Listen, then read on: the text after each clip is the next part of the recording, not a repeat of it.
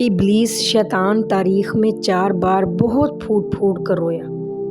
پہلی بار جب اس پر لعنت ہوئی، دوسری بار جب اسے جنت سے نکالا گیا، تیسری بار جب حضرت محمد صلی اللہ علیہ وآلہ وسلم اس دنیا میں تشریف لائے، اور چوتھی بار اس وقت رویا جب اللہ تعالیٰ نے آسمان کا سینہ چیر کر بنی آدم کی نجات کے لیے یہ عظیم سورت سورہ فاتحہ نازل فرمائی۔ اسی لیے شیطان اپنے چیلوں کو یہ وسوسے ڈالنے کا حکم دیتا ہے کہ انسانوں کے دلوں میں اس سورت کی اہمیت ختم کر دی جائے تاکہ وہ اسے صرف ایک کھوکھلی عادت کی طرح پڑھیں۔ قرآن پاک کی پہلی اور عظیم ترین سورت سورہ فاتحہ الحمدللہ رب العالمین کی فضیلت۔ سورہ فاتحہ اپنے آپ میں ایک مکمل منی قرآن یعنی کہ چھوٹا قرآن ہے۔ اس تیز رفتار اور شور سے بھری دنیا میں جہاں انسان طرح طرح کی پریشانیوں، معاشی مسائل، نوکری اور گھر کے رینٹ کی فکر میں مبتلا ہے، یہ سورت دراصل انسان کو سکون سے سانس لینے اور اپنے رب سے جڑنے کا راستہ دکھاتی ہے۔ علماء کرام اور مفسرین کے مطابق سورہ فاتحہ مکہ مکرمہ کے ابتدائی دور میں نازل ہوئی۔ یہ وہ وقت تھا جب رسول اللہ صلی اللہ علیہ وآلہ وسلم پر پہلی وحی سورہ علق کی ابتدائی آیات نازل ہو چکی تھیں، اور حضرت جبرائیل علیہ السلام نے آپ کو رب کے نام سے پڑھنے کا حکم دیا تھا۔ اس دور میں رسول اللہ صلی اللہ علیہ وآلہ وسلم جب بھی تنہائی یا ہجوم میں ہوتے تو آپ کو غیب سے ایک عجیب اور پروقار آواز سنائی دیتی، یا محمد یا محمد۔ یہ آواز صرف آپ صلی اللہ علیہ وآلہ وسلم سنتے تھے، جبکہ آس پاس کے لوگوں کو اس کی کوئی خبر نہیں ہوتی تھی۔ جب بھی یہ آواز گونجتی تو آپ صلی اللہ علیہ وآلہ وسلم پر ایک خاص کیفیت طاری ہو جاتی اور آپ فرماتے زملونی زملونی، مطلب مجھے چادر اڑا دو۔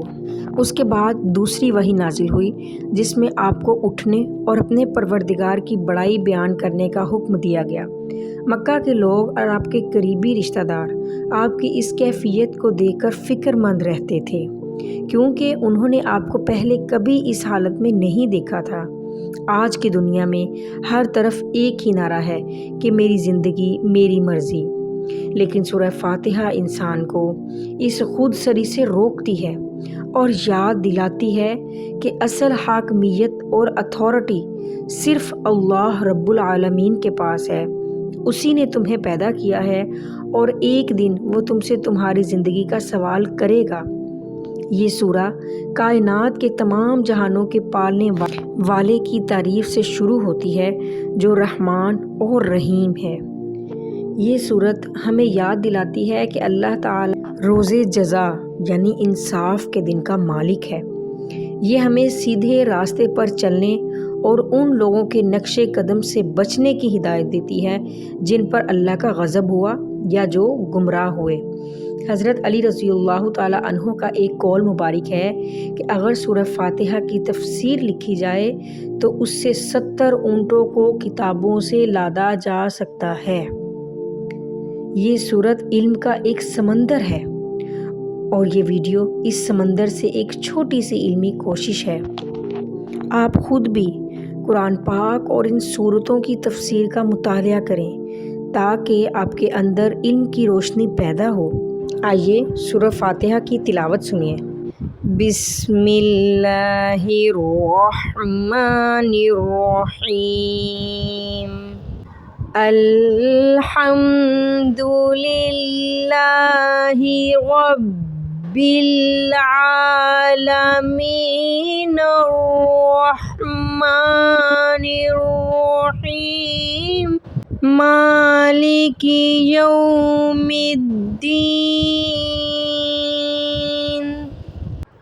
ایاک نعبد و ایاک نستعین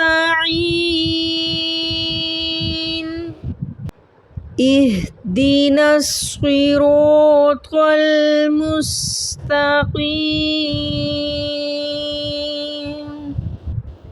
صراط الذین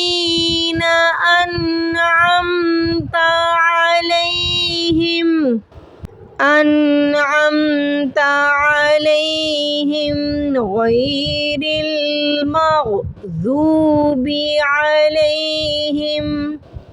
غير المغضوب عليهم ولا الضالين